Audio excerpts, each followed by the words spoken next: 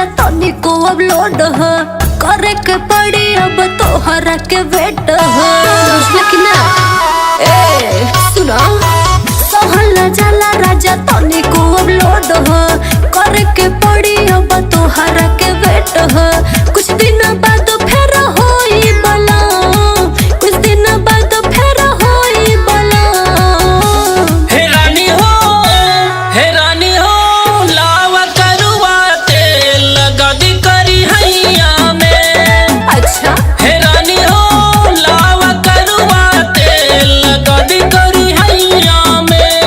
रहे तो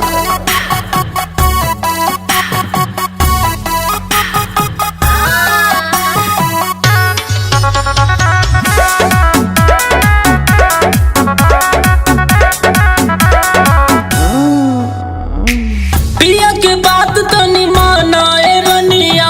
अच्छा। बनल बमूड न बिगाड़ा ए धनिया। चलो दूर हटो रहे तो फुसलावे के पिया के बात तनी माना ए रनिया। अरे? बनल बमूड न बिगाड़ा ए धनिया।